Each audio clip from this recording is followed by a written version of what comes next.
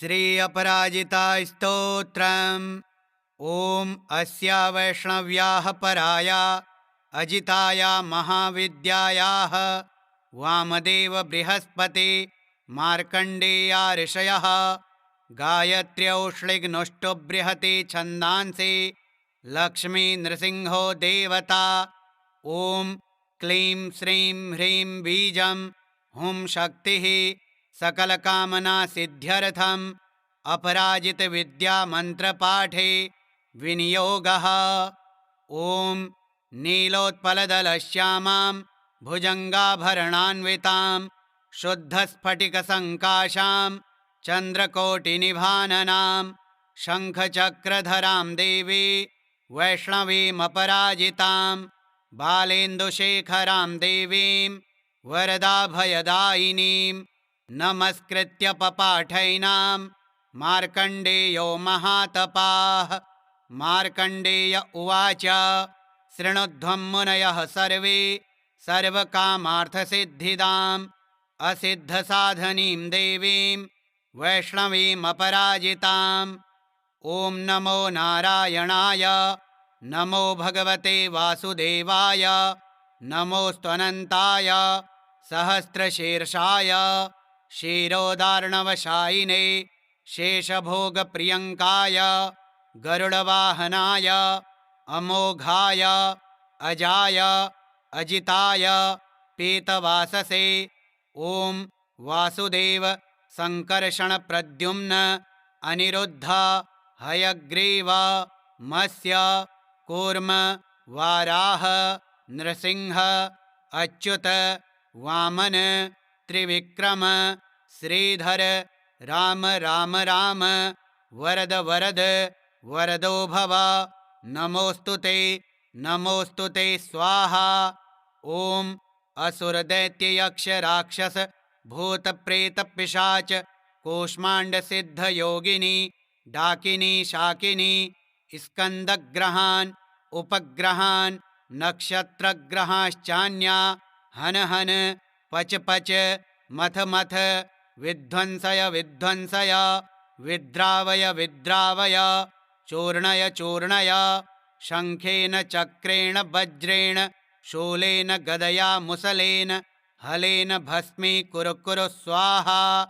ॐ सहस्रबाहो सहस्रप्रहरणायुध जय जय विजय विजय अजित अमित अपराजित अप्रतिहत सहस्रनेत्र ज्वल ज्वल प्रज्वल प्रज्वल विश्वरूप बहुरूप मधुसूदन महावराह महापुरुष वैकुंठ नारायण पद्मनाभ गोविंद दामोदर ऋषिकेश केशव सर्वासुरोत्सादन सर्वभूतवशङ्कर सर्वदुःस्वप्नप्रभेदन सर्वयन्त्रप्रभञ्जन सर्वनागविमर्दन सर्वदेवमहेश्वर सर्वबन्धविमोक्षण सर्वाहितप्रमर्दन सर्वज्वरप्रणाशन सर्वग्रहनिवारण सर्वपापप्रशमन जनार्दन नमोऽस्तुते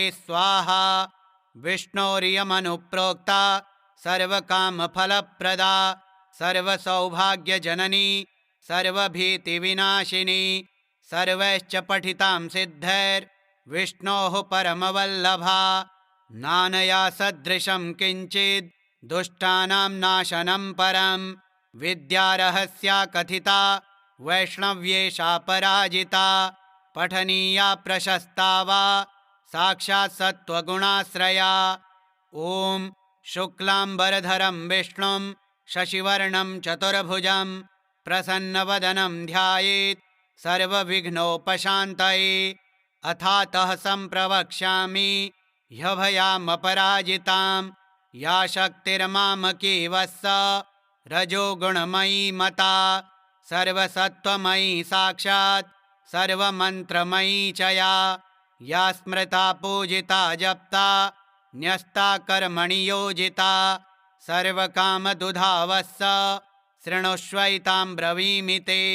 य इमामपराजितां परमवैष्णवीमप्रतिहतां पठति सिद्धां स्मरति सिद्धां महाविद्यां जपति पठति शृणोति स्मरति धारयति कीर्तयति वा न तस्याग्निवायुवज्रो पलाशनिवर्षभयं न समुद्रभयं न ग्रहभयं न चौरभयं न शत्रुभयं न शापभयं वा भवेत्। क्वचिद्रात्र्यन्धकारस्त्रीराजकुल विदवेशे विषगरगरद वशीकरणविद्वेषणोच्चाटनवध बन्धनभयं वा न भवेत्। एतैर्मन्त्रैरुदाहृतैः सिद्धैः संसिद्धपूजितैः ॐ नमोऽस्तु ते अभये अनघे अजिते अमिते अमृते अपरे अपराजिते पठति सिद्धे जपति सिद्धे स्मरति सिद्धे एको नाशीति तमे एकाकिनी निश्चेतसे सुद्रुमे सुगन्धे एकान्नशे उमे ध्रुवे अरुन्धते गायत्रे सावित्रे जातवेदसे मानस्तोके सरस्वते धरणी धारणी सौदामनी अदिते दिते विनते गौरी गान्धारी मातंगे कृष्णे यशोदे सत्यवादिनी ब्रह्मवादिनी काली कपालिनी करालनेत्र भद्रे निद्रे सत्योपयाचनकरे स्थलगतं जलगतं अंतरिक्षगतं वा मां रक्ष सर्वोपद्रवेभ्यः स्वाहा। यस्याः प्रणश्यते पुष्पं गर्भो वा पतते यदि म्रियते बालको यस्याः काकवन्ध्या च या भवेत्। धारयेद्या इमां विद्या मेतैर्दोषैर्न लिप्यते गर्भिणी जीववत्सा स्यात् पुत्रिणी स्यान्न संशयः। भूर्जपत्रे त्विमां विद्यां लिखित्वा गन्धचन्दनैः एतैर्दोषैर्न लिप्येत सुभगा पुत्रिणी भवेत्। रणे राजकुले द्यूते नित्यं तस्य जयो भवेत्। शस्त्रं वारयते ह्योषा समरे काण्डदारुणे गुल्मशूलाक्षिरोगाणां क्षिप्रं नाश्यति च व्यथां शिरोरोगज्वराणां न नाशिनी सर्वदेहिनाम्। इत्येषा कथिता विद्या अभयाख्या पराजिता एतस्याः स्मृतिमात्रेण भयं क्वापि न जायते नोपसर्गा न रोगाश्च न योधानापि तस्कराः न राजानो न सर्पाश्च न द्वेष्टारो न शत्रवः यक्षराक्षसवेताला न शाकिन्यो न च ग्रहाः अग्निर्भयं न वाताच्च न समुद्रान्न वैविशात् कार्मणं वा शत्रुकृतं वशीकरणमेव च उच्चाटनं स्तम्भनं च विदवेषणमथापि वा न किञ्चित् प्रभवेत् तत्र यत्रैषा वर्तते भया। पठेद्वा यदि वा चित्रे पुस्तके वा मुखेऽथवा हृदि वा द्वारदेशे वा वर्तते यभयः पुमान् हृदये विन्यसेदेतां ध्यायेद्देवीं चतुर्भुजां रक्तमाल्याम्बरधरां पद्मरागसप्रभां पाशाङ्कुशाभयवरैरलङ्कृतसुविग्रहां साधकेभ्यः प्रयच्छनतीं मन्त्रवर्णामृतान्यपि नातः परतरं किञ्चिद् वशीकरणमनुत्तमं रक्षणं पावनं चापि नात्र कार्या विचारणा। प्रातः कुमारिकाः पूज्याः खाद्यैराभरणैरपि तदिदं वाचनीयं स्यात् तत्प्रीत्या प्रीयते तु माम्। ॐ अथातः सम्प्रवक्ष्यामि विद्यामपि महाबलां सर्वदुष्टप्रशमनीं सर्वशत्रुक्षयङ्करीं दारिद्र्यदुःखशमनीं दौर्भाग्यव्याधिनाशिनीं भूतप्रेतपिशाचानां यक्षगन्धर्वरक्षसां डाकिनी शाकिनी स्कन्ध कूष्माण्डानां च नाशिनीं महारौद्रीं महाशक्तिं सद्यः प्रत्ययकारिणीं गोपनीयं प्रयत्नेन सर्वस्वं पार्वतीपतेः तामहं ते प्रवक्ष्यामि सावधानमनः शृणु। एकह्निकं द्वयह्निकं च चातुर्थिकार्धमासिकं द्वैमासिकं त्रैमासिकं तथा चातुर्मासिकं पाञ्चमासिकं षाड्मासिकं वातिकपैत्तिकज्वरं श्लैष्मिकं सान्निपातिकं तथैव सततज्वरं मौहूर्तिकं पैत्तिकं शीतज्वरं विषमज्वरं द्वयह्निकं त्र्यह्निकं चैव ज्वरमेकह्निकं तथा क्षिप्रं नाशयते नित्यं स्मरणादपराजिता।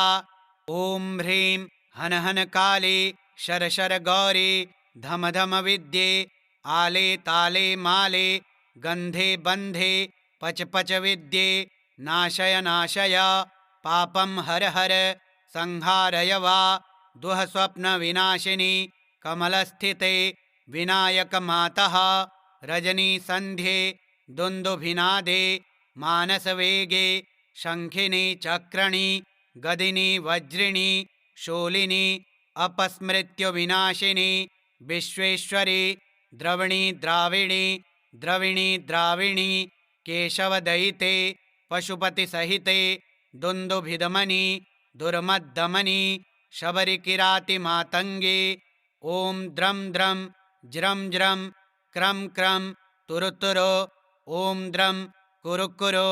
ये मां द्विषन्ति प्रत्यक्षं परोक्षं परोक्षं वा तान् सर्वान् दम दम मर्दय मर्दय तापय तापय गोपय पातय पातय शोषय शोषय उत्साद उत्सादव। ब्रह्माणि वैष्णवी माहेश्वरि कौमारी वाराहि नारसिंही ऐन्द्रि चामुण्डे महालक्ष्मी वैनायिकी औपेन्द्रियाग्नेयी चण्डी नैऋति वायव्ये सौम्ये ऐशानी ऊर्ध्वमधोरक्ष प्रचण्डविद्ये इन्द्रोपेन्द्रभगिनी। ॐ नमो देवी जये विजये शान्ति स्वस्ति तुष्टि पुष्टि विवर्धिनी कामाङ्कुशे कामदुघे सर्वकामवरप्रदे सर्वभूतेषु मां प्रियं कुरु कुरु स्वाहा। आकर्षिणी आवेशनी ज्वालामालिनी रमणी रामणी धरणी धारणणी तपनी तापिनी मदनी मादिनी शोषणी सम्मोहिनी नीलपताके महानीले महागौरी महाश्रिये महाचान्द्रे महासौरे महामायूरे आदित्यरश्मि जह्नवी यमघण्टे किणिकिणि चिन्तामणि सुगन्धे सुरभे सुरासुरोत्पन्ने सर्वकामदुघे यद्यथा मनीषितं कार्यं तन्मम सिद्ध्यतु स्वाहा। ॐ स्वाहा ॐ भूः स्वाहा ॐ भुवः स्वाहा ॐ स्वः स्वाहा ॐ महः स्वाहा ॐ जनः स्वाहा ॐ तपः स्वाहा ॐ सत्यं स्वाहा ॐ भूर्भुवः स्वः स्वाहा। यत एव वा गतं पापं तत्रैव प्रतिगच्छतु स्वाहेत्यम् अमौघैषा महाविद्या वैष्णवी चापराजिता स्वयं विष्णुप्रणीता च सिद्धेयं पाठतः सदा एषा महाबला नाम कथिता ते पराजिता नानया सदृशी रक्षा त्रिषु लोकेषु विद्यते तमो गुणमयी साक्षात् रौद्री शक्तिरियं मता कृतान्तोऽपि यतो भीतः पादमूले व्यवस्थितः मूलधारे न्यसेदेतां रात्रावीनां च संस्मरेत् नीलजीमूतसङ्काशां तडित्कपिलकेशिकाम् उद्यदादित्यसङ्काशां नेत्रत्रयविराजितां शक्तिं त्रिशूलं शङ्खं च पानपात्रं च बिभ्रतीं व्याघ्रचर्मपरिधानां किङ्किणीजालमण्डितां धावन्तीं गगनस्यान्तः तादुकाहितपादकां दंष्ट्राकरालवदनां व्यालकुण्डलभूषितां व्यात्तवक्त्रां ललज्जिह्वां भृगुटिकुटिलालकां स्वभक्तद्वेषिणां रक्तं पिबन्तीं पानपात्रतः सप्तधात्रीन् शोषयन्तीं क्रूरदृष्ट्या विलोकनात् त्रिशूलेन च तज्जिह्वां कीलयनतीं मुहुर्मुहुः पाशेन बद्ध्वा तं साधमानयन्तीं तदन्तिके अर्धरात्रस्य समये देवीं ध्यायेन्महाबलां यस्य यस्य वदेन्नाम जपेन्मन्त्रं निशान्तके तस्य तस्य तथावस्थां कुरुते सापि योगिनी। ॐ बले महाबले असिद्धसाधनी स्वाहेत्या अमोघां पठति सिद्धां श्रीवैष्णवीं श्रीमत्पराजितविद्यां ध्यायेत् दुःस्वप्ने दुरारिष्टे च दुर्निमित्ते तथैव च व्यवहारे भवेत् सिद्धिः पठेद्विघ्नोपशान्तये। यदत्र पाठे जगदम्बिके मया विसर्गबिन्दुक्षरहीनमीडितं ततस्तु सम्पूर्णतमं प्रयान्तु मे सङ्कल्पसिद्धिस्तु सदैव जायतां। तव तत्त्वं न जानामि कीदृशासि महेश्वरी यादृशासि महादेवी तादृशायै नमो नमः। ॐ नीलोत्पलदलश्यामां भुजङ्गाभरणान्वितां शुद्धस्फटिकसङ्काशां चन्द्रकोटिनिभाननां शङ्खचक्रधरां देवी वैष्णवीमपराजितां बालेन्दुशेखरां देवीं वरदाभयदायिनीं नमस्कृत्य पपाठैनां मार्कण्डेयो महातपाः। मार्कण्डेय उवाच शृणुध्वं मुनयः सर्वे सर्वकामार्थसिद्धिदाम् असिद्धसाधनीं देवीं वैष्णवीमपराजिताम्। ॐ नमो नारायणाय नमो भगवते वासुदेवाय नमोऽस्त्वनन्ताय सहस्रशीर्षाय क्षीरोदार्णवशायिने शेषभोगप्रियङ्काय गरुडवाहनाय अमोघाय अजाय अजिताय पीतवाससे।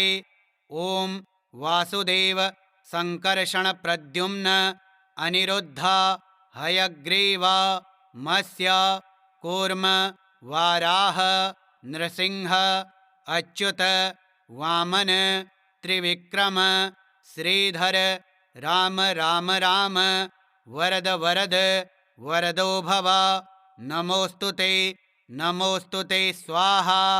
ॐ असुरदैत्ययक्षराक्षस भूतप्रेतपिशाच कूष्माण्डसिद्धयोगिनी डाकिनी शाकिनी स्कन्दग्रहान् उपग्रहान् नक्षत्रग्रहाश्चान्या हन हन पच पच मथ मथ विध्वंसय विध्वंसय विद्रावय विद्रावय चूर्णय चूर्णय शङ्खेन चक्रेण वज्रेण शूलेन गदया मुसलेन हलेन भस्मी कुरु कुरु स्वाहा। ॐ सहस्रबाहो सहस्रप्रहरणायुध जय जय विजय विजय अजित अमित अपराजित अप्रतिहत सहस्रनेत्र ज्वल ज्वल प्रज्वल प्रज्वल विश्वरूप बहुरूप मधुसूदन महावराह महापुरुष वैकुंठ नारायण पद्मनाभ गोविंद दामोदर ऋषिकेश केशव सर्वासुरोत्सादन सर्वभूतवशङ्कर सर्वदुःस्वप्नप्रभेदन सर्वयन्त्रप्रभञ्जन सर्वनागविमर्दन सर्वदेवमहेश्वर सर्वबन्धविमोक्षण सर्वाहितप्रमर्दन सर्वज्वरप्रणाशन सर्वग्रहनिवारण सर्वपापप्रशमन जनार्दन नमोऽस्तुते स्वाहा। विष्णोरियमनुप्रोक्ता सर्वकामफलप्रदा सर्वसौभाग्यजननी सर्वभीतिविनाशिनी सर्वैश्च पठितां सिद्धैर्विष्णोः परमवल्लभा नानया सदृशं किञ्चित् दुष्टानां नाशनं परं विद्यारहस्या कथिता वैष्णव्येषा पराजिता पठनीया प्रशस्ता वा साक्षात् सत्त्वगुणाश्रया। ॐ शुक्लाम्बरधरं विष्णुं शशिवर्णं चतुर्भुजं प्रसन्नवदनं ध्यायेत् सर्वविघ्नोपशान्तये। अथातः सम्प्रवक्ष्यामि ह्यभयामपराजितां या शक्तिर्मामकी वत्स रजोगुणमयी मता सर्वसत्त्वमयी साक्षात् सर्वमन्त्रमयी च या स्मृता पूजिता जप्ता न्यस्ता कर्मणि योजिता सर्वकामदुधा वत्स शृणुष्वैतां ब्रवीमि ते य इमामपराजितां परमवैष्णवीमप्रतिहतां पठति सिद्धां स्मरति सिद्धां महाविद्यां जपति पठति शृणोति स्मरति धारयति कीर्तयति वा न तस्याग्निवायुवज्रो पलाशनिवर्षभयं न समुद्रभयं न ग्रहभयं न चौरभयं न शत्रुभयं न शापभयं वा भवेत्। क्वचिद्रात्र्यन्धकारस्त्रीराजकुल विदवेशे विषगरगरद वशीकरणविद्वेषणोच्चाटनवध बन्धनभयं वा न भवेत्।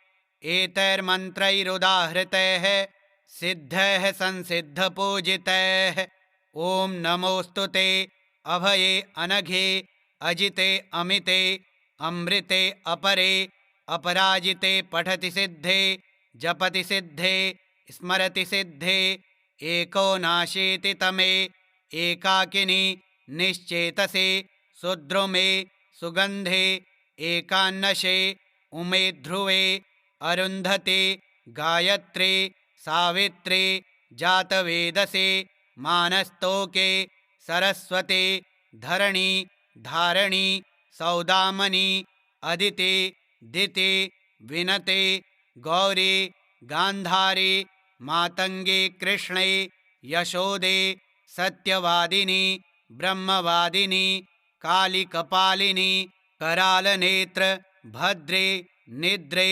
सत्योपयाचनकरे स्थलगतं जलगतं अंतरिक्षगतं वा मां रक्ष सर्वोपद्रवेभ्यः स्वाहा। यस्याः प्रणश्यते पुष्पं गर्भो वा पतते यदि म्रियते बालको यस्याः काकवन्ध्या च या भवेत्।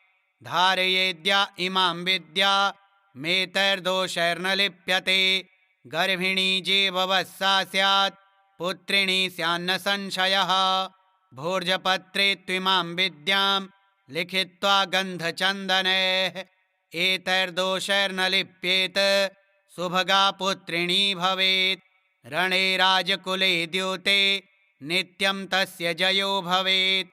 शस्त्रं वारयते ह्योषा समरे काण्डदारुणे गुल्मशूलाक्षिरोगाणां क्षिप्रं नाश्यति च व्यथां शिरोरोगज्वराणां न नाशिनी सर्वदेहिनाम् इत्येषा कथिता विद्या अभयाख्या पराजिता।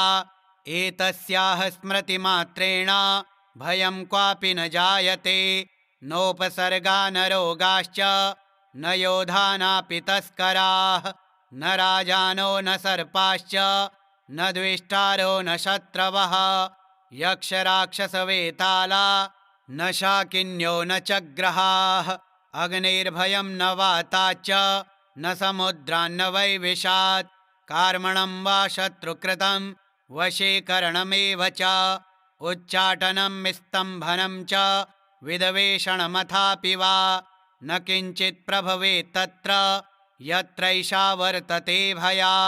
पठेद्वा यदि वा चित्रे पुस्तके वा मुखेऽथवा हृदि वा द्वारदेशे वा वर्तते यभयः पुमान् हृदये विन्यसेदेतां ध्यायेद्देवीं चतुर्भुजां रक्तमाल्याम्बरधरां पद्मरागसप्रभां पाशाङ्कुशाभयवरैरलङ्कृतसुविग्रहां साधकेभ्यः प्रयच्छनतीं मन्त्रवर्णामृतान्यपि नातः परतरं किञ्चिद् वशीकरणमनुत्तमं रक्षणं पावनं चापि नात्र कार्या विचारणा। प्रातः कुमारिकाः पूज्याः खाद्यैराभरणैरपि तदिदं वाचनीयं स्यात् तत्प्रीत्या प्रीयते तु माम्। ॐ अथातः सम्प्रवक्ष्यामि विद्यामपि महाबलां सर्वदुष्टप्रशमनीं सर्वशत्रुशयङ्करीं दारिद्र्यदुःखशमनीं दौर्भाग्यव्याधिनाशिनीं भूतप्रेतपिशाचानां यक्षगन्धर्वरक्षसां डाकिनी शाकिनी स्कन्ध कूष्माण्डानां च नाशिनीं महारौद्रीं महाशक्तिं सद्यः प्रत्ययकारिणीं गोपनीयं प्रयत्नेन सर्वस्वं पार्वतीपतेः तामहं ते प्रवक्ष्यामि सावधानमनः शृण एकह्निकं द्वयह्निकं च चातुर्थिकार्धमासिकं द्वैमासिकं त्रैमासिकं तथा चातुर्मासिकं पाञ्चमासिकं षाड्मासिकं वातिकपैतिकज्वरं श्लैष्मिकं सान्निपातिकं तथैव सततज्वरं मौहूर्तिकं पैत्तिकं शीतज्वरं विषमज्वरं द्वयह्निकं त्र्यह्निकं चैव ज्वरमेकह्निकं तथा क्षिप्रं नाशयते नित्यं स्मरणादपराजिता ॐ ह्रीं हन हन काली शर शर गौरी धम धम विद्ये आले ताले माले गन्धे बन्धे पच पच विद्ये नाशय नाशय पापं हर हर संहारय वा दुह स्वप्न विनाशिनी कमलस्थिते विनायक मातः रजनी संध्ये दुन्दुभिनादे मानसवेगे शङ्खिनी चक्रणी गदिनी वज्रिणी शूलिनी अपस्मृत्य विनाशिनी विश्वेश्वरी द्रवणी द्राविणी द्रविणी द्राविणी केशवदयिते पशुपतिसहिते दुन्दुभिदमनी दुर्मद्दमनी शबरिकिरातिमातङ्गे ॐ द्रं द्रं ज्रं ज्रं क्रं क्रं तुरुतुरो ॐ द्रं कुरु कुरु ये मां द्विषन्ति प्रत्यक्षं परोक्षं परोक्षं वा तान् सर्वान् दम दम मर्दय मर्दय तापय तापय गोपय पातय पातय शोषय शोषय उस्साद उस्सादव ब्रह्माणि वैष्णवी माहेश्वरि कौमारी वाराहि नारसिंहि ऐन्द्रि चामुण्डे महालक्ष्मी वैनायिकी औपेन्द्रियाग्नेयी चण्डी नैऋति वायव्ये सौम्ये ऐशानी ऊर्ध्वमधोरक्ष प्रचण्डविद्ये इन्द्रोपेन्द्रभगिनी ॐ नमो देवी जये विजये शान्ति स्वस्ति तुष्टि पुष्टि विवर्धिनी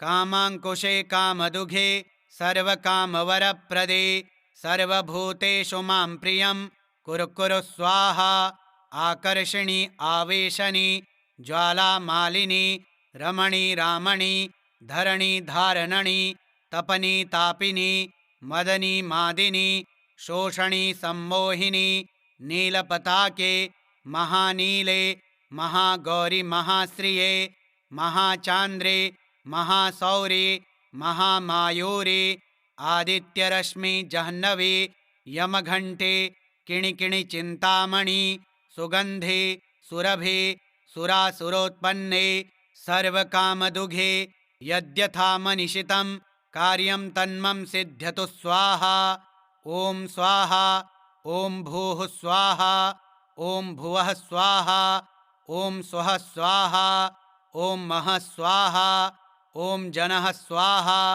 ॐ तपः स्वाहा ॐ सत्यं स्वाहा ॐ भूर्भुवः स्वः स्वाहा यत एव वा गतं पापं तत्रैव प्रतिगच्छतु स्वाहेत्यम् अमौघैषा महाविद्या वैष्णवी चापराजिता स्वयं विष्णुप्रणीता च सिद्धेयं पाठतः सदा एषा महाबला नाम कथिता ते पराजिता नानया सदृशी रक्षा त्रिषु लोकेषु विद्यते तमो गुणमयी साक्षात् रौद्री शक्तिरियं मता कृतान्तोऽपि यतो भीतः पादमूले व्यवस्थितः मूलधारे न्यसेदेतां रात्रावीनां च संस्मरेत् नीलजीमूतसङ्काशां तडित्कपिलकेशिकाम् उद्यदादित्यसङ्काशां नेत्रत्रयविराजितां शक्तिं त्रिशूलं शङ्खं च पानपात्रं च बिभ्रतीं व्याघ्रचर्मपरिधानां किङ्किणीजालमण्डितां धावन्तीं गगनस्यान्तः तादुकाहितपादकां दंष्ट्राकरालवदनां व्यालकुण्डलभूषितां व्यात्तवक्त्रां ललज्जिह्वां भृगुटिकुटिलालकां स्वभक्तद्वेषिणां रक्तं पिबन्तीं पानपात्रतः सप्तधात्रीन् शोषयन्तीं क्रूरदृष्ट्या विलोकनात् त्रिशूलेन च तज्जिह्वां कीलयनतीं मुहुर्मुहुः पाशेन बद्ध्वा तं साधमानयन्तीं तदन्तिके अर्धरात्रस्य समये देवीं ध्यायेन्महाबलां यस्य यस्य वदेन्नाम जपेन्मन्त्रं निशान्तके तस्य तस्य तथावस्थां कुरुते सापि योगिनी। ॐ बले महाबले असिद्धसाधनी स्वाहेत्या अमोघां पठति सिद्धां श्रीवैष्णवीं श्रीमत्पराजितविद्यां ध्यायेत् दुःस्वप्ने दुरारिष्टे च दुर्निमित्ते तथैव च व्यवहारे भवेत् सिद्धिः पठेद्विघ्नोपशान्तये यदत्र पाठे जगदम्बिके मया विसर्गबिन्दुक्षरहीनमीडितं ततस्तु सम्पूर्णतमं प्रयान्तु मे सङ्कल्पसिद्धिस्तु सदैव जायतां। तव तत्त्वं न जानामि कीदृशासि महेश्वरी यादृशासि महादेवी तादृशायै नमो नमः। ॐ नीलोत्पलदलश्यामां भुजङ्गाभरणान्वितां शुद्धस्फटिकसङ्काशां चन्द्रकोटिनिभाननां शङ्खचक्रधरां देवी वैष्णवीमपराजितां बालेन्दुशेखरां देवीं वरदाभयदायिनीं नमस्कृत्य पपाठैनां मार्कण्डेयो महातपाः।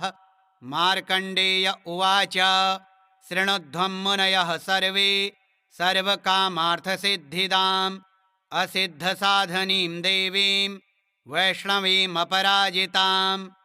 ॐ नमो नारायणाय नमो भगवते वासुदेवाय नमोऽस्त्वनन्ताय सहस्रशीर्षाय क्षीरोदार्णवशायिने शेषभोगप्रियङ्काय गरुडवाहनाय अमोघाय अजाय अजिताय पीतवाससे।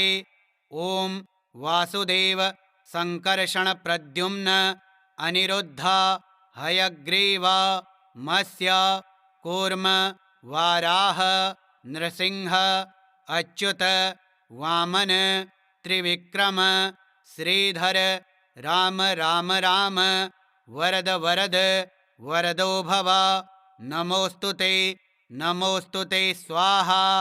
ॐ असुरदैत्ययक्षराक्षस भूतप्रेतपिशाच कूष्माण्डसिद्धयोगिनी डाकिनी शाकिनी स्कन्दग्रहान् उपग्रहान् नक्षत्रग्रहाश्चान्या हन हन पच पच मथ मथ विध्वंसय विध्वंसय विद्रावय विद्रावय चूर्णय चूर्णय शङ्खेन चक्रेण वज्रेण शूलेन गदया मुसलेन हलेन भस्मी कुरु कुरु स्वाहा। ॐ सहस्रबाहो सहस्रप्रहरणायुध जय जय विजय विजय अजित अमित अपराजित अप्रतिहत सहस्रनेत्र ज्वल ज्वल प्रज्वल प्रज्वल विश्वरूप बहुरूप मधुसूदन महावराह महापुरुष वैकुंठ नारायण पद्मनाभ गोविंद दामोदर ऋषिकेश केशव सर्वासुरोत्सादन सर्वभूतवशङ्कर सर्वदुःस्वप्नप्रभेदन सर्वयन्त्रप्रभञ्जन सर्वनागविमर्दन सर्वदेवमहेश्वर सर्वबन्धविमोक्षण सर्वाहितप्रमर्दन सर्वज्वरप्रणाशन सर्वग्रहनिवारण सर्वपापप्रशमन जनार्दन नमोऽस्तुते स्वाहा। विष्णोरियमनुप्रोक्ता सर्वकामफलप्रदा सर्वसौभाग्यजननी सर्वभीतिविनाशिनी सर्वैश्च पठितां सिद्धैर्विष्णोः परमवल्लभा नानया सदृशं किञ्चित् दुष्टानां नाशनं परं विद्यारहस्या कथिता वैष्णव्येषा पराजिता पठनीया प्रशस्ता वा साक्षात् सत्त्वगुणाश्रया। ॐ शुक्लाम्बरधरं विष्णुं शशिवर्णं चतुर्भुजं प्रसन्नवदनं ध्यायेत् सर्वविघ्नोपशान्तये। अथातः सम्प्रवक्ष्यामि ह्यभयामपराजितां या शक्तिर्मामकी वत्स रजोगुणमयी मता सर्वसत्त्वमयी साक्षात् सर्वमन्त्रमयी च या स्मृता पूजिता जप्ता न्यस्ता कर्मणि योजिता सर्वकामदुधा वत्स शृणुष्वैतां ब्रवीमि ते। य इमामपराजितां परमवैष्णवीमप्रतिहतां पठति सिद्धां स्मरति सिद्धां महाविद्यां जपति पठति शृणोति स्मरति धारयति कीर्तयति वा न तस्याग्निवायुवज्रो पलाशनिवर्षभयं न समुद्रभयं न ग्रहभयं न चौरभयं न शत्रुभयं न शापभयं वा भवेत्।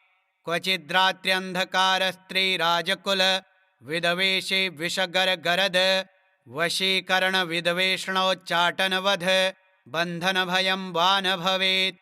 एतैर्मन्त्रैरुदाहृतैः सिद्धैः संसिद्धपूजितैः ॐ नमोऽस्तु ते अभये अनघे अजिते अमिते अमृते अपरे अपराजिते पठति सिद्धे जपति सिद्धे स्मरति सिद्धे एको नाशीति तमे एकाकिनी निश्चेतसे सुद्रुमे सुगन्धे एकान्नशे उमे ध्रुवे अरुन्धते गायत्रे सावित्रे जातवेदसे मानस्तोके सरस्वते धरणी धारणी सौदामनी अदिते दिते विनते गौरी गान्धारी मातंगे कृष्णे यशोदे सत्यवादिनी ब्रह्मवादिनी काली कपालिनी करालनेत्र भद्रे निद्रे सत्योपयाचनकरे स्थलगतं जलगतं अंतरिक्षगतं वा मां रक्ष सर्वोपद्रवेभ्यः स्वाहा। यस्याः प्रणश्यते पुष्पं गर्भो वा पतते यदि म्रियते बालको यस्याः काकवन्ध्या च या भवेत्। धारयेद्या इमां विद्या मेतैर्दोषैर्न लिप्यते गर्भिणी जीववत्सा स्यात् पुत्रिणी स्यान्न संशयः। भोर्जपत्रे त्विमां विद्यां लिखित्वा गन्धचन्दनैः एतैर्दोषैर्न लिप्येत सुभगा पुत्रिणी भवेत्। रणे राजकुले द्यूते नित्यं तस्य जयो भवेत्। शस्त्रं वारयते ह्योषा समरे काण्डदारुणे गुल्मशूलाक्षिरोगाणां क्षिप्रं नाश्यति च व्यथां शिरोरोगज्वराणां न नाशिनी सर्वदेहिनां। इत्येषा कथिता विद्या अभयाख्या पराजिता एतस्याः स्मृतिमात्रेण भयं क्वापि न जायते नोपसर्गा न रोगाश्च न योधानापि तस्कराः न राजानो न सर्पाश्च न द्वेष्टारो न शत्रवः यक्षराक्षसवेताला न शाकिन्यो न च ग्रहाः अग्निर्भयं न वाताच्च न समुद्रान्न वैविशात् कार्मणं वा शत्रुकृतं वशीकरणमेव च उच्चाटनं स्तम्भनं च विद्वेषणमथापि वा न किञ्चित् प्रभवेत् तत्र यत्रैषा वर्तते भया। पठेद्वा यदि वा चित्रे पुस्तके वा मुखेऽथवा हृदि वा द्वारदेशे वा वर्तते यभयः पुमान् हृदये विन्यसेदेतां ध्यायेद्देवीं चतुर्भुजां रक्तमाल्याम्बरधरां पद्मरागसप्रभां पाशाङ्कुशाभयवरैरलङ्कृतसुविग्रहां साधकेभ्यः प्रयच्छनतीं मन्त्रवर्णामृतान्यपि नातः परतरं किञ्चिद् वशीकरणमनुत्तमं रक्षणं पावनं चापि नात्र कार्या विचारणा प्रातः कुमारिकाः पूज्याः खाद्यैराभरणैरपि तदिदं वाचनीयं स्यात् तत्प्रीत्या प्रीयते तु माम्। ॐ अथातः सम्प्रवक्ष्यामि विद्यामपि महाबलां सर्वदुष्टप्रशमनीं सर्वशत्रुक्षयङ्करीं दारिद्र्यदुःखशमनीं दौर्भाग्यव्याधिनाशिनीं भूतप्रेतपिशाचानां यक्षगन्धर्वरक्षसां डाकिनी शाकिनी स्कन्ध कूष्माण्डानां च नाशिनीं महारौद्रीं महाशक्तिं सद्यः प्रत्ययकारिणीं गोपनीयं प्रयत्नेन सर्वस्वं पार्वतीपतेः तामहं ते प्रवक्ष्यामि सावधानमनः शृणु। एकह्निकं द्वयह्निकं च चातुर्थिकार्धमासिकं द्वैमासिकं त्रैमासिकं तथा चातुर्मासिकं पाञ्चमासिकं षाड्मासिकं वातिकपैतिकज्वरं श्लैष्मिकं सान्निपातिकं तथैव सततज्वरं मौहूर्तिकं पैत्तिकं शीतज्वरं विषमज्वरं द्वयह्निकं त्र्यह्निकं चैव ज्वरमेकह्निकं तथा क्षिप्रं नाशयते नित्यं स्मरणादपराजिता। ॐ ह्रीं हन हन काली शर शर गौरी धम धम विद्ये आले ताले माले गन्धे बन्धे पच पच विद्ये नाशय नाशय पापं हर हर संहारय वा दुह स्वप्न विनाशिनी कमलस्थिते विनायक मातः रजनी संध्ये दुन्दुभिनादे मानसवेगे शंखिनी चक्रणी गदिनी वज्रिणी शूलिनी अपस्मृत्य विनाशिनी विश्वेश्वरी द्रवणी द्राविणी द्रविणी द्राविणी केशवदयिते पशुपतिसहिते दुन्दुभिदमनी दुर्मद्दमनी शबरिकिरातिमातङ्गे ॐ द्रं द्रं ज्रं ज्रं क्रं क्रं तुरुतुरो ॐ द्रं कुरु कुरु ये मां द्विषन्ति प्रत्यक्षं परोक्षं परोक्षं वा तान् सर्वान् दम दम मर्दय मर्दय तापय तापय गोपय पातय पातय शोषय शोषय उत्साद उत्सादव ब्रह्माणि वैष्णवी माहेश्वरी कौमारी वाराहि नारसिंही ऐन्द्रि चामुण्डे महालक्ष्मी वैनायिकी औपेन्द्रियाग्नेयी चण्डी नैऋति वायव्ये सौम्ये ऐशानी ऊर्ध्वमधोरक्ष प्रचण्डविद्ये इन्द्रोपेन्द्रभगिनी ॐ नमो देवी जये विजये शान्ति स्वस्ति तुष्टि पुष्टि विवर्धिनी कामाङ्कुशे कामदुघे सर्वकामवरप्रदे सर्वभूतेषु मां प्रियं कुरु कुरु स्वाहा आकर्षिणी आवेशनी ज्वालामालिनी रमणी रामणी धरणी धारणणी तपनी तापिनी मदनी मादिनी शोषणी सम्मोहिनी नीलपताके महानीले महागौरी महाश्रिये महाचान्द्रे महासौरे महामायूरे आदित्यरश्मि जह्नवी यमघण्टे किणिकिणि चिन्तामणि सुगन्धे सुरभे सुरासुरोत्पन्ने सर्वकामदुघे यद्यथा मनिषितं कार्यं तन्मं सिद्ध्यतु स्वाहा ॐ स्वाहा ॐ भूः स्वाहा ॐ भुवः स्वाहा ॐ स्वः स्वाहा ॐ महः स्वाहा ॐ जनः स्वाहा ॐ तपः स्वाहा ॐ सत्यं स्वाहा ॐ भूर्भुवः स्वः स्वाहा यत एव वा गतं पापं तत्रैव प्रतिगच्छतु स्वाहेत्यम् अमौघैषा महाविद्या वैष्णवी चापराजिता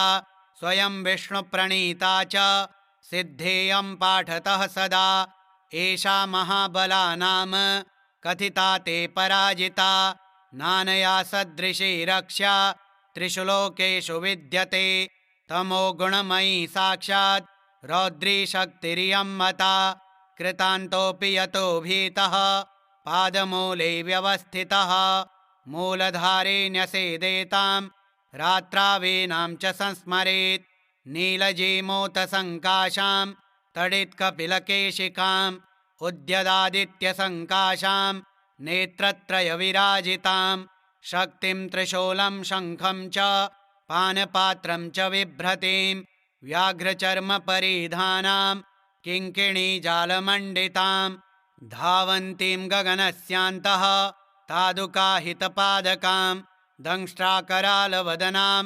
व्यालकुण्डलभूषितां व्यात्तवक्त्रां ललज्जिह्वां भृगुटिकुटिलालकां स्वभक्तद्वेषिणां रक्तं पिबन्तीं पानपात्रतः सप्तधात्रीन् शोषयन्तीं क्रूरदृष्ट्या विलोकनात् त्रिशूलेन च तज्जिह्वां कीलयनतीं मुहुर्मुहुः पाशेन बद्ध्वा तं साधमानयन्तीं तदन्तिके अर्धरात्रस्य समये देवीं ध्यायेन्महाबलां यस्य यस्य वदेन्नाम जपेन्मन्त्रं निशान्तके तस्य तस्य तथावस्थां कुरुते सापि योगिनी ॐ बले महाबले असिद्धसाधनी स्वाहेत्या अमोघां पठति सिद्धां श्रीवैष्णवीं श्रीमत्पराजितविद्यां ध्यायेत् दुःस्वप्ने दुरारिष्टे च दुर्निमित्ते तथैव च व्यवहारे भवेत् सिद्धिः पठेद्विघ्नोपशान्तये यदत्र पाठे जगदम्बिके मया विसर्गबिन्दुक्षरहीनमीडितं ततस्तु सम्पूर्णतमं प्रयान्तु मे सङ्कल्पसिद्धिस्तु सदैव जायतां तव तत्त्वं न जानामि कीदृशासि महेश्वरी यादृशासि महादेवी तादृशायै नमो नमः। श्री अपराजिताय स्तोत्रम् श्रीलक्ष्मीनारायणार्पणमस्तु श्रीवैष्णव्यार्पणमस्तु। ॐ श्रीलक्ष्मीनारायणाय नमः। ॐ श्रीवैष्णव्यै नमः।